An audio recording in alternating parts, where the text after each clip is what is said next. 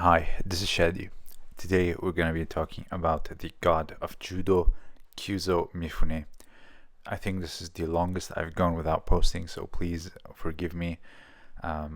Today we're going to be discussing his tricks in Ne Waza and some in stand-up sparring, which I found quite interesting. So before we do that, I think I'm close now to 99,000 subscribers. So if you haven't subscribed, please hit subscribe. It would really help me. And also like this video. It's another way that you can help grow this channel. I would really appreciate it. So Kyuzo Mifune was 10th degree black belt and also had some of the greatest technique that you can see. Now, speaking of old and historical figures, don't forget to check out my book, The Origins and History of Judo. It's a translation of a manuscript from 1903, available French, English, both bilingual with modern Japanese. So let's just get straight into it. You see him here laying there on his side, very passive and almost look like he's submitted. However, he finds his way to the back. The opponent tries to adjust and go up.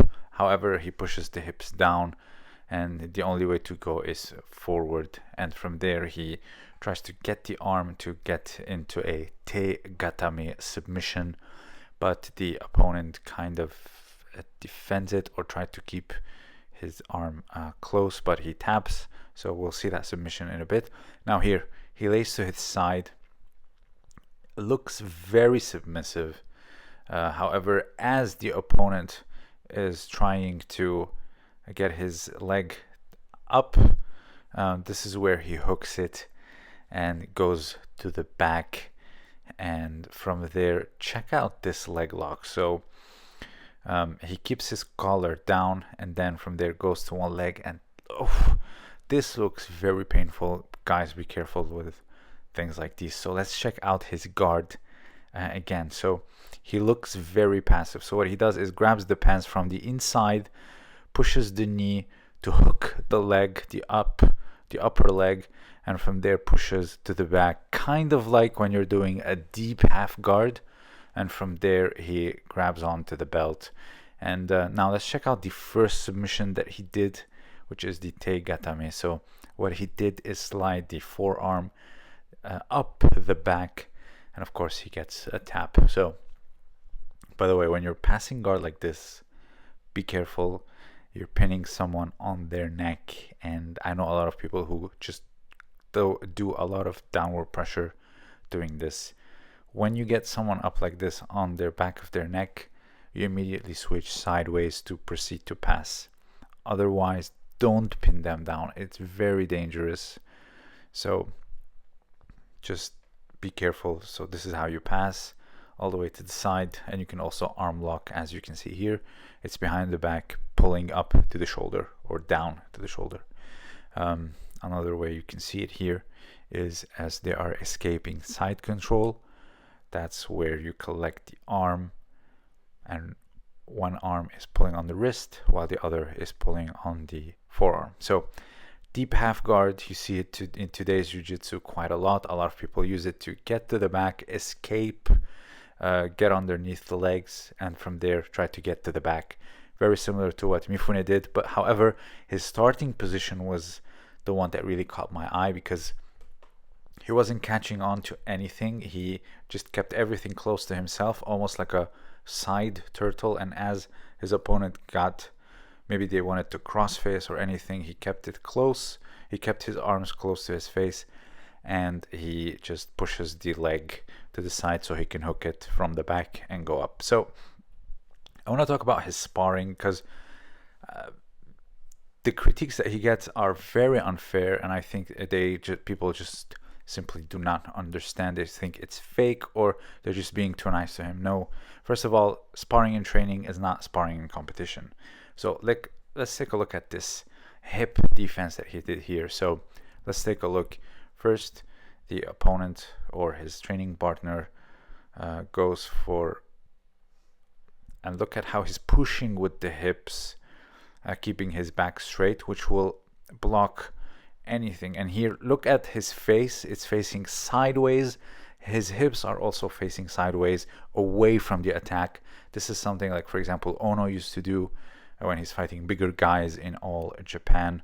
And controlling someone's hips when they're doing a turn throw is actually, it's just gonna nullify their technique. A lot of people don't notice. So here you can see he's controlling the hips, pushing against them and rotating sideways. Now when it comes to him throwing his opponents, he's always keeping them on the move, and then at one point he just blocks them or continues their movement, and it really throws them off balance. So here, for example, he pushes him to the back. As he is trying to resist forward, he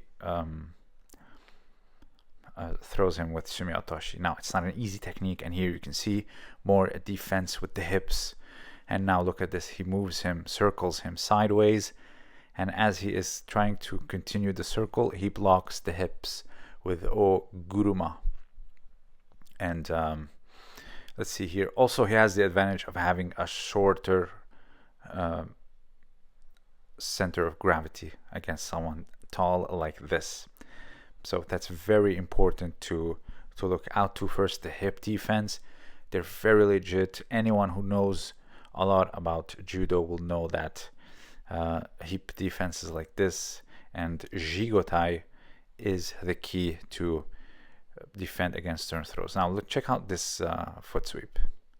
So let's see it again. He pulls him back, and as they're changing direction, he feints with the hips as if he's going to the other side, but then goes sideways, which creates a support foot for the foot sweep. And as the motion is going, he was able to do it. Now let me show you the importance of getting someone much larger than you moving, and what type of a throw you can actually produce. Look, check out the size difference, and look at that lift. Crazy. So let's see it again. He kept him moving, he was light on his feet, his posture was good, not broken.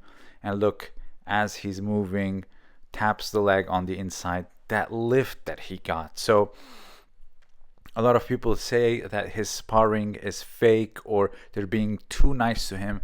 If you look at the little details, what he's doing with the hips while he's defending, or notice that when he wants to throw them, he's always catching them as they move, because it makes things much lighter, as you just saw in this competition. And people often also look at this footage, which is very light.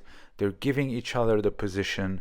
Look at them here, pulling him in and getting a triangle. People were commenting Marcelo was just chilling in a triangle. Just it's very non-stubborn way of sparring. You don't hold on to positions and just exhaust yourself and your partner. You just let go, give and take. And honestly, that's how you practice. That's the only way that you can learn, and that's the only way that you can evolve and also preserve yourself, your body, your joints. And that's how you learn. When I was in Japan, I would go to Kodokan at night. It was people, adults, 30s, 40s, fathers, mothers, that type of age. And in the morning, sometimes I would go train in a high school, and it's a completely different environment. They're constantly competing. The intensity is different. They were 17-year-old boys, 18-year-old boys, 16-year-old boys, and they were just hammering me. I remember it was such a tough training. And then I would go to Kodokan at night the same day. Completely different world. And it's a place where you're learning. It's far more academic. It's different. And here Mifune, of course, is also not a young man. It's a type of training that preserves you. It's always trying to catch it at the right time, and it's also that's how you should do judo. It's not just always, if you're constantly sparring as if you're in competition, I'm sorry to tell you, but you're probably a beginner.